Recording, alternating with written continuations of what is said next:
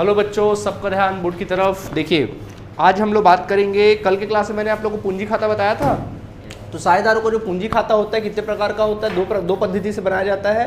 पहला स्थायी पद्धति और दूसरा परिवर्तनशील पूंजी पद्धति।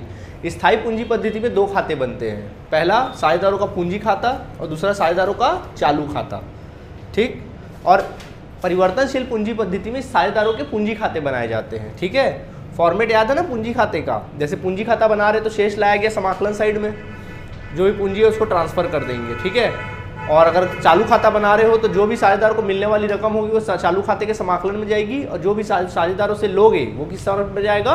विकलन साइड में जाएगा, ठीक है। तो इसी साझेदारों के पूंजी खाते में होगा। आज बगैर लेट किए हम लोग क्या करने वाले हैं? क्वेश्चन बनाने वाले हैं, ठीक है। चलिए, इससे संबंधित क्वेश्चन आपके सामने पेश करते हैं हम। चलिए, क्वेश्चन आपके सामने पेश है, लिखा है अनिल और सुनील एक फर्म में 2:1 के साझेदार हैं। क्वेश्चन में लिख रहा है कि अनिल और सुनील ये दोनों एक फर्म में क्या है? साझेदार। और कैसे साझेदार है? 2:1 के क्या है? साझेदार है। उनकी पूंजी क्रमशः 2 लाख तथा 1 लाख रुपए पूंजी से साझेदार है। मतलब पूंजी कितना है? 2 लाख रुपए और फिर कितना? 1 लाख रुपए पूंजी इनकी दी हुई है, ठीक है।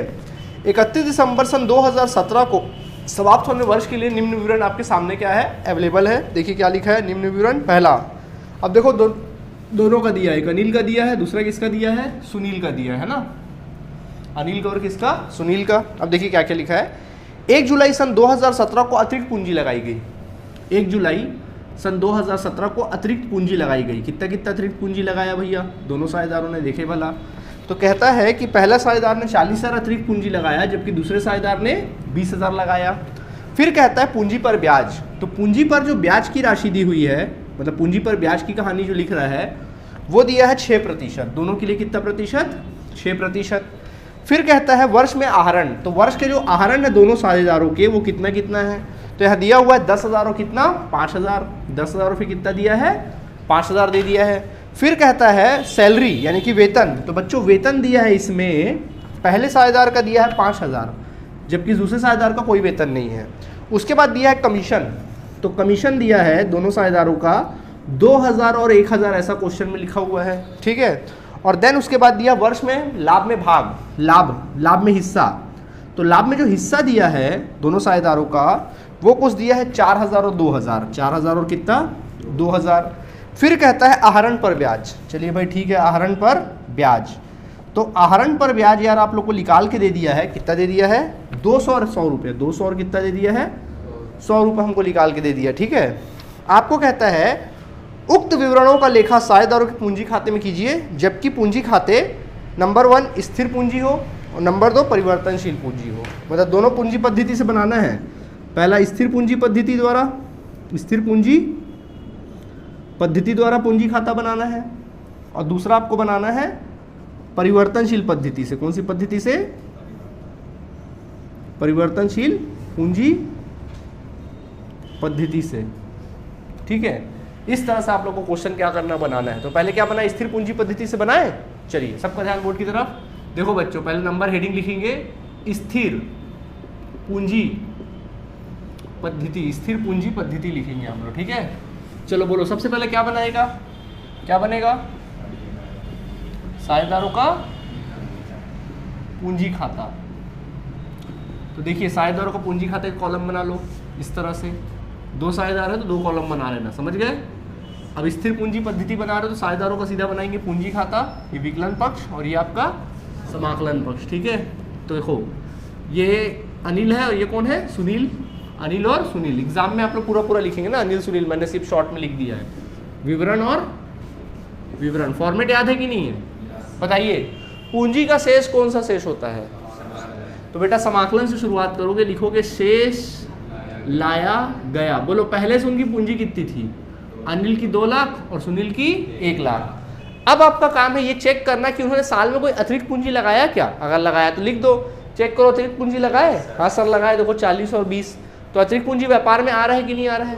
क्या एंट्री बनेगा? रोकड़ खाता विकलन पूंजी खाते से। बनता है कि नहीं बनता है? रोकड़ खाता विकलन। तो बोलो पूंजी खाता समाकलन हुआ ना, किस पक्ष में? समाकलन में। तो समाकलन में लिख देना रोकड़ खाता को कितना पूंजी लगाए? 40,000 और कितना? 20,000। चूंकि ये हम कौन सा खाता बना रहे? पूंजी खाता। इसके अलावा यहाँ पे और कोई एंट्री नहीं होती है कि नहीं?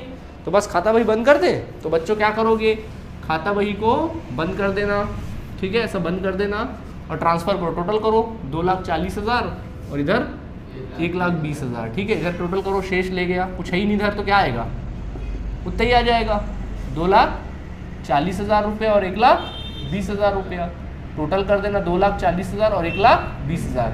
क्या हमारा आंसर आया? इसको ट्रांसफ़र करेंगे नीचे, क्या लिखेंगे, शेष लाया गया, यानी आपके व्यापार में कितने रुपए की पूंजी लगी हुई है? अब 2,40,000 और 1,20,000 रुपये की पूंजी लगी हुई है, शेष ले गया ही आंसर है। समझ आया कि नहीं आया? कौन सी पद्धति है? स्थिर। तो अगला कौन सा खाता बनाया जाएगा? साझेदारों का चालू खाता। साझेदारों का क्या बनाएंगे? चालू खाता हम लोग बनाएंगे, ठीक है। तो ये बनेगा हमारा साझेदारों का कौन सा खाता? चालू खाते का प्रारूप बना लीजिए, चलिए, ठीक। तो ये हमारा कॉलम बन गया साझेदारों के चालू खाते का, ठीक है। चलिए देखिए, समाकलन साइड और दिस इज योर विकलन साइड, अनिल अंकल और सुनील अंकल, अनिल अंकल और सुनील अंकल, ठीक है। बोलो, चालू खाता बना रहे हो, चेक करो क्वेश्चन में क्या चालू खाते कोई शेष दिया है? नहीं दिया है सर, कोई शेष नहीं दिया है, तो बस छोड़ दो, चलो कोई नहीं, ठीक है। अच्छा, इसके बाद चेक करोगे, अब जैसे एंट्री कर तो करो, शेष तो नहीं दिया है, अगर होता तो लिख लेते, परंतु नहीं है। अब चलो काम करना चालू करें। पूंजी की एंट्री तो होगी नहीं, अतिरिक्त पूंजी की भी एंट्री नहीं होगी। पूंजी पर ब्याज, बोलो बच्चों। हाँ भाई, पूंजी पर ब्याज साझेदार को देना है, लेना है, देना है, लेना है उससे, किस साइड? जोर से बोलो। हाँ, पूंजी पर ब्याज खाता को क्या लिखना? पूंजी पर ब्याज खाता को निकालना पड़ेगा, बॉस निकाल के दिया नहीं है, निकाले। चलिए, सबका ध्यान बोर्ड की तरफ। मैं यहाँ पे निकाल देता हूँ पूंजी पर ब्याज, वर्किंग नोट पे निकालूंगा पूंजी पर ब्याज, मेरे पास जगह कम है तो मैं थोड़ा शॉर्ट में लिखूंगा पूंजी पर ब्याज, ठीक है। निकालूं, पहला किसका निकालूंगा? अनिल का।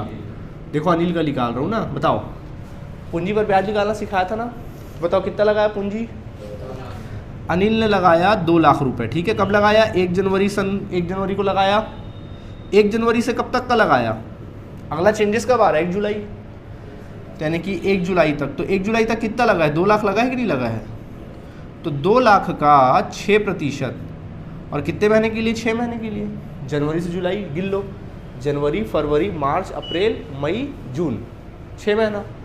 भाई चेंजेस आ रहा है ना, तो 6 महीने तक कितना लगा है? 2 लाख व्यापार में, तो 6 महीने तक का 2 लाख का निकालो, कितना आएगा? 2 लाख का 6%, 12,000 रुपये, 12,000 का 6%, 6 महीने का 6,000 रुपये, ठीक।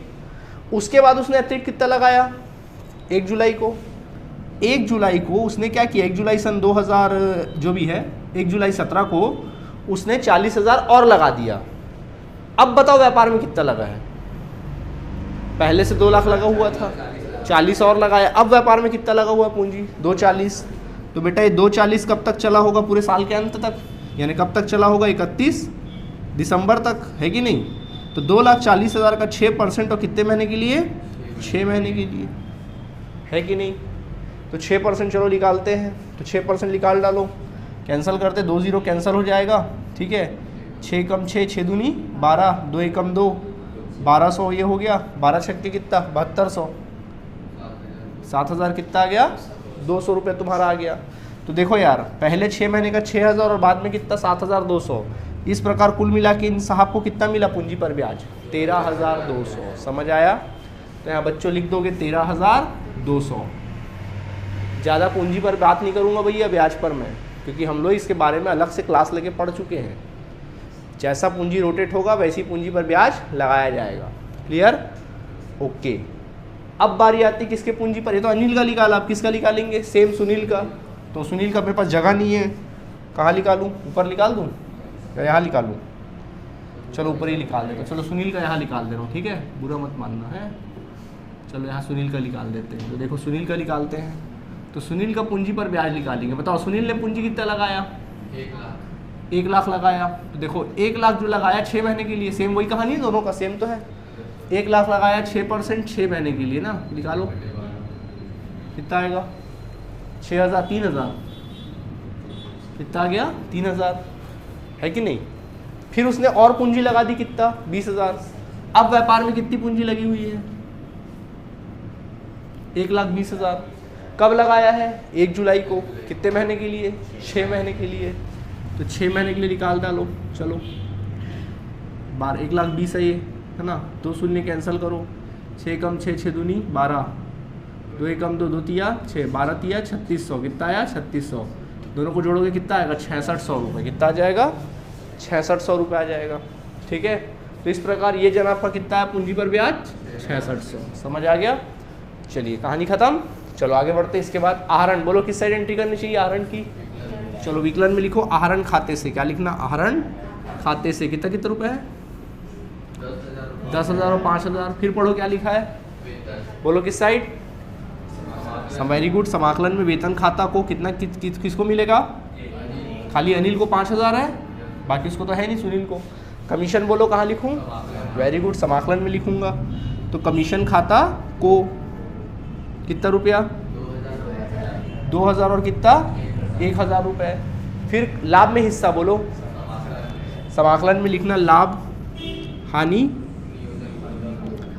नियोजन खाता को कितना 4,000 और फिर कितना 2,000 रुपया। आया बात समझ में। आहरण पर ब्याज बोलो विकलन में किस साइड, विकलन में लिखेंगे आहरण पर ब्याज, विकलन साइड में कितना और 100। समझ आया कि नहीं आया, और कुछ बचा नहीं सर कुछ नहीं बचा, तो बस शेष निकाल डालो बच्चों, आता ना शेष निकालना। क्या लगता समाकलन ज़्यादा दिख रहा है विकलन ज़्यादा दिख रहा है, चलो जोड़ो 13,000, 13 और 5 18,000, 18 2 20, 20 4 24, 24,200, 24,200 में 10,000 घटाओगे 14,200, और 14,200 में 200 घटाओगे तो कितना बचेगा 14,000 बच जाएगा। क्या लिखेंगे इसके सामने शेष ले गया, इसका मतलब ये हुआ कि उसके खाते में अभी 14,000 रुपये क्या है डिपॉजिट है, इतना इतना जमा हुआ, इतना इतना कटा, बचा कितना 14,000 बैलेंस शो कर रहा है ना। इसके बाद इसके अकाउंट में देखो कितना है 6600 और 1,000 कितना आ गया, हाँ जी 9,600, कितना कटा 5,000 काटे कितना बचा 4,600, 100 काटे 4,500, क्यों 4,500, ठीक है, इधर टोटल कर देना 9,600, ट्रांसफ़र करना शेष लाया गया, कितना कितना लाएंगे 14,000 और 4,500। कैसा लगा, अच्छा लगा, प्लीज़ नोट करिए। हाँ जी कुछ पूछ रहे हो, हाँ जी बिल्कुल, हाँ जी बिल्कुल दोनों, हाँ हाँ मंथली दिया साल में कन्वर्ट करके पूरे साल भर का लिखोगे, यहाँ पे आहरण हमेशा कितने साल का लिखोगे पूरे साल भर का लिखोगे, हालांकि साल भर का ही देगा, टेंशन मत लेना, ठीक है, प्लीज़ नोट करिए।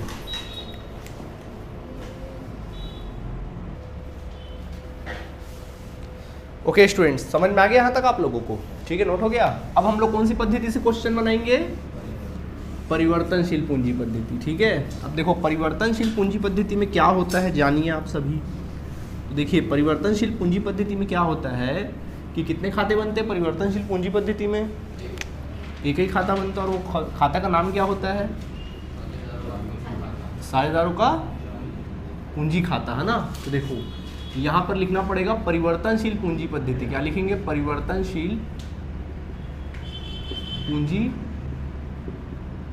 पद्धति, ठीक है, परिवर्तनशील क्या लिखेंगे पूंजी पद्धति, ठीक है। चलिए समझिए, स्टार्ट करें। तो बोलो बच्चों क्वेश्चन पढ़ो, क्या लिखा है, पूंजी लगाया इन्होंने 2 लाख और 1 लाख, बोलो पहले से पूंजी पड़ा हुआ है ना, क्या शेष होगा पूंजी का, समाकलन, तो समाकलन से स्टार्ट करना, लिखना शेष लाया गया। अगर ये लोग व्यापार में तुरंत पूंजी लगा रहे होते तो फिर रोकड़ खाता को लिखाता, है ना। कितना कितना लगाएंगे 2 लाख और 1 लाख रुपए, ठीक है। अब देखो आगे क्या लिखा है इन्होंने, अतिरिक्त पूंजी लगाई, बताइए समाकलन में रोकड़ खाता को लिखेंगे, रोकड़ खाता को कितना कितना रुपए लिखेंगे 40,000 और कितना 20,000 रुपये। आया बात समझ में कि नहीं आया। फिर है पूंजी पर ब्याज, बोलिए कहाँ लिखूं,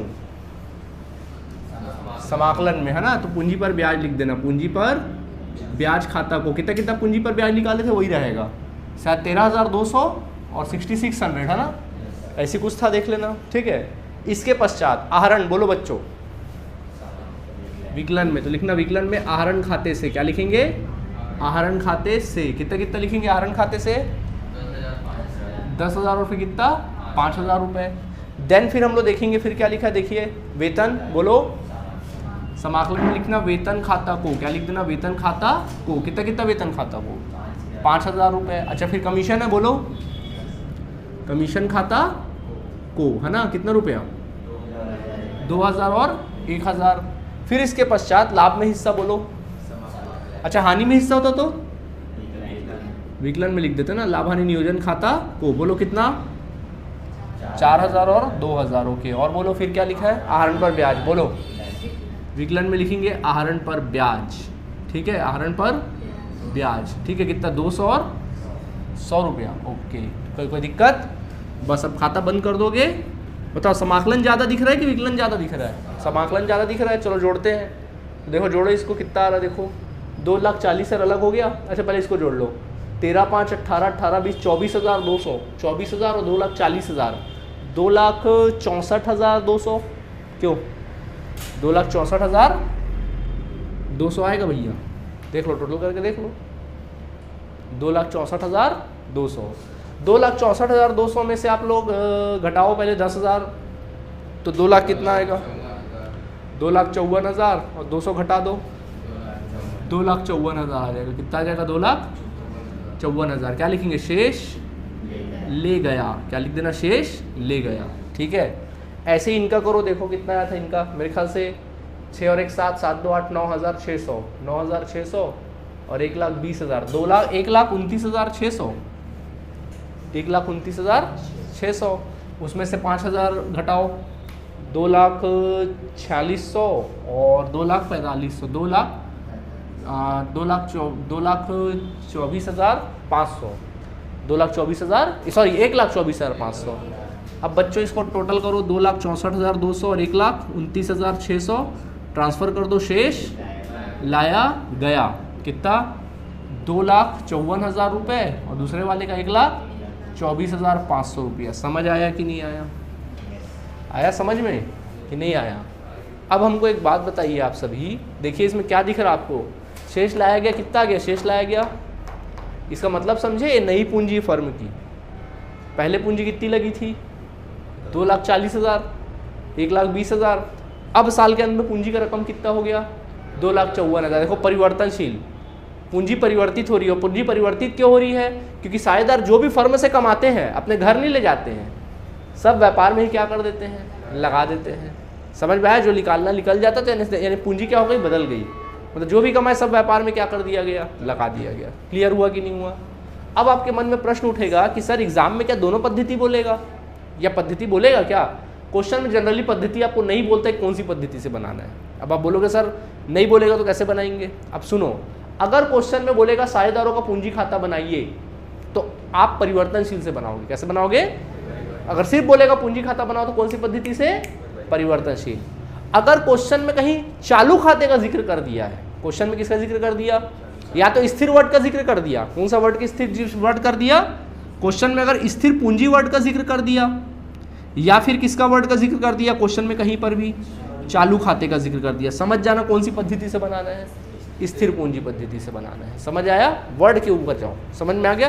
कहीं भी चालू खाते है, स्थिर पूंजी का, अब स्थिर पूंजी का वर्ड दिया मतलब क्या है, स्थिर पूंजी मतलब चालू खाते ही वाली कहानी है, लेकिन कुछ नहीं बोला है, सिर्फ बोला साझेदारों का, ये दो वर्ड नहीं दिया है, और बोला साझेदारों का पूंजी खाता बनाइए, तो फिर कैसे बनाओगे, परिवर्तनशील। और 90% केसेस में हम परिवर्तनशील ही बनाते हैं। आई बात समझ में कि नहीं आया, इजी लगा कि हार्ड लगा, चलिए नोट कर लीजिए। ओके स्टूडेंट्स, अब मैं आपको होमवर्क दे रहा हूँ, उसको बना के लाना, ठीक है। जैसे मान लीजिए मैं कुछ होमवर्क दे रहा हूँ, जैसे कि ये अनिल और सुनील दोनों साझेदार थे, उनकी पूंजी क्रमशः इतनी इतनी थी, ठीक है, 2 लाख और 4 लाख और कितनी थी, 2 लाख रुपए थी। उन्होंने अतिरिक्त पूंजी 80,000 लगाया, और फिर इसने कितना लगाया, 40,000 रुपये लगा दिया। पूंजी पर ब्याज चलो उतना ही था, आहरण 20,000 था, और इनका आहरण 10,000 था, वेतन जो था वो 10,000 रुपये था, जबकि कमीशन जो था वो 4,000 रुपये था, और इनका 2,000 रुपये था। लाभ में हिस्सा 8,000 और 4,000 रुपये है, और आहरण इनका 400 और कितना है, 200 रुपया है, ठीक है। दोनों पद्धति से आपको क्वेश्चन क्या करके लाना है, बना कर लाना, होमवर्क रहेगा, ठीक है। प्लीज़ नोट करिए जल्दी से। ओके स्टूडेंट्स, चलिए देखिए, अब हम लोग बात करेंगे, एक और एग्जांपल बता रहा हूँ, आपकी बुक का एग्जांपल नंबर 10 बता रहा हूँ। मोस्ट IMP ना, सारे एग्जांपल इसमें से IMP भैया, मोस्ट IMP है। देखिए क्या लिखा है इसमें, कहता है ABC एक फर्म में साझेदार हैं, बोल रहे हैं कि A, B, C तीनों साझेदार हैं, जो लाभ हानि 3:1:1 में बांटते हैं, तो लाभ हानि कितना बांटते हैं? 3:1:1 में बांटते हैं। 1 जनवरी सन 2004 को उनकी पूंजी क्रमशः, तो 1 जनवरी सन 2004 को उनकी जो पूंजी थी वो कुछ इस प्रकार थी। कितनी थी भैया? 10,000, 8,000 और फिर कितना? 6,000 रुपये थी। ठीक है, फिर कहता है उनको पूंजी पर 5% ब्याज दिया जाता है। पूंजी पर क्या दिया जाता है? 5% ब्याज दिया जाता है। ठीक है, ये लिखा है। फिर कहता है कि ए और बी को 800 और 600 रुपये प्रति वर्ष वेतन दिया जाता है। वेतन दिया जाता है कितना? 800 रुपये और कितना? 600। भी प्रति वर्ष बोल रहा है ना, महीना बोलता तो फिर निकालते। ठीक, फिर कहता है वर्ष का लाभ पूंजी पर ब्याज देने के पूर्व, परंतु ब्याज देने एवं वेतन देने के पूर्व 6,200 था। ठीक है, लाभ कितना बोल रहा है? 6,200 बोल रहा है कि पूंजी पर ब्याज और वेतन देने के पूर्व। तो ठीक है भाई, घटा नहीं है, मतलब बाद लिख देता वो टेंशन वाली बात होती ना। अगर लिख देता वेतन के बाद तो क्या करते, फिर वेतन की एंट्री नहीं करते ना। हाँ, लेकिन पूंजी खाते में होती, पूंजी खाते में जैसे करते हो वैसी होगी ना, उसका टेंशन नहीं है। ओके, आगे देखें। इसके बाद आपको बोलता है साझेदारों के पूंजी खाते और लाभ हानि नियोजन खाता बनाइए जबकि पूंजी स्थायी हो। ठीक है, जबकि पूंजी क्या हो? स्थायी हो। आपको लाभ हानि नियोजन खाता बनाने के लिए कहता है, और साझेदारों का कौन सा खाता बनाने बोलता है? पूंजी खाता, परंतु कौन सी पद्धति से? स्थायी पूंजी पद्धति से। लेकिन मैं आपको सजेस्ट कर, देखो लाभ हानि नियोजन खाता मैं बना के दिखाऊंगा, पूंजी खाता आप लोग बनाओगे दोनों पद्धति से, ये भी होमवर्क रहेगा। ठीक है, चलो लाभ हानि नियोजन खाता बना के दे रहे हैं। क्या बोल रहे हो आप लोग? सर वो भी क्यों बना रहे हो, ऐसा बोल रहे हो? चलो ठीक है, तो लाभ हानि नियोजन खाता लिखेंगे। ठीक है, क्या लिखेंगे? 31 दिसंबर सन 2004 को समाप्त वर्ष हेतु। ठीक है, चलो देखो, तो देखिए स्टूडेंट, इस तरह से कॉलम क्रिएट कर लेना आप लोग। ये समाकलन पक्ष है और ये हमारा विकलन पक्ष है, ये विवरण है, ये राशि है, ये विवरण है, और ये हमारा क्या है? राशि है। ठीक है, चलो बोलो, शुरुआत करें। लाभ हानि नियोजन समाकलन शुरुआत होता है, क्या लिखेंगे? शेष लाया गया। लाभ लिखते कि नहीं लिखते हैं? बोलो लाभ कितना है? 6,200। फटाफट बनाते जाओ। ठीक है, याद है ना लाभ हानि नियोजन खाता? बोलो, पूंजी की एंट्री होगी, पूंजी पर ब्याज की एंट्री कहाँ होगी? विकलन में लिखेंगे पूंजी पर ब्याज खाते से। खर्चा है ना, पूंजी पर ब्याज। कौन कौन पूंजी पर है? ए, बी और सी। कितना प्रतिशत है? 5% है। 10,000 का 5% कितना आएगा बॉस? 500। 8,000 का और 6,000 का 300। 5 4 9 9 3 1200। बात समझ में आई? इसके बाद वेतन। बोलो वेतन की एंट्री कहाँ होगी? विकलन में। तो लिखेंगे वेतन खाते से। क्या लिखेंगे? वेतन खाते से। किसको किसको? ए को और ए और बी को बोला था, किसी और को बोला था? ए बी को ही बोला था ना। हाँ ठीक है, ए और बी को। अब प्रतिवर्ष बोला है तो 800 मिला और बी को मिला कितना? 600। ठीक है, अगर प्रति माह बोलता तो फिर 12 का गुणा करते। 8 4 कितना? 8 6 1400। समझ में आया? हो गया लाभ अब खत्म। बस बच्चों समाकलन जोड़ना, विकलन घटा देना। क्या लिख लेगा? अधिक लाभ 6,200। चलो घटाओ, 6,200 में 1200 आया, कितना बचा? 5,000 बचा। 5,000 में 1400 घटा दो, 4,000 3600। कितना आ गया? 3600 अधिक के लाभ आया कि नहीं लाया? क्या लिखेंगे? अधिक के लाभ। अब पता है ना आपको कहाँ डालना अधिक के लाभ को? साझेदारों के पूंजी की चालू। हालांकि इसमें स्थायी पद्धति बोला है। पूंजी खाता कौन सी पद्धति से बनाने बोला है? स्थायी। तो क्या लिखेंगे? साझेदारों के चालू खाते से। हाँ यही भी तो निकाल रहे हैं। हाँ और कहाँ निकालेंगे? ए, बी और सी। 3 1 1 4 में बांटेंगे। 3 और 1 4, 4 और 1 कितना होगा? 5। 5 से भाग करो, कितना कितना आएगा? 5 7 35। 5 में 720। 720 720 720 तो इन दोनों का हो गया। और 720 दिया 7 21 2160। कितना आ जाएगा? 2160। 2160 आएगा। समझ आया कि नहीं आया? टोटल कर देना कितना? 6200 रुपये। नहीं आया समझ में? अब पूंजी खाता बना लोगे? मैंने यहाँ पे चालू खाता क्यों लिखा? क्योंकि क्वेश्चन में क्या बोला था? पूंजी खाता कौन सी पद्धति से बनाने बोला था? स्थायी पूंजी पद्धति से बनाने बोला था, है कि नहीं? अगर यहाँ पे परिवर्तनशील बोलता तो क्या लिखते हैं यहाँ पे? फिर हम साझेदारों के पूंजी खाते से लिखा देते, तो चल जाएगा, कोई दिक्कत नहीं है। थोड़ा सा नंबर कम मिलेगा हो सकता है। ठीक, ओके चलिए, तो इसको बना लेंगे आप लोग। इसका होमवर्क है, बाकी क्वेश्चन कल के क्लास से। Okay, thank you.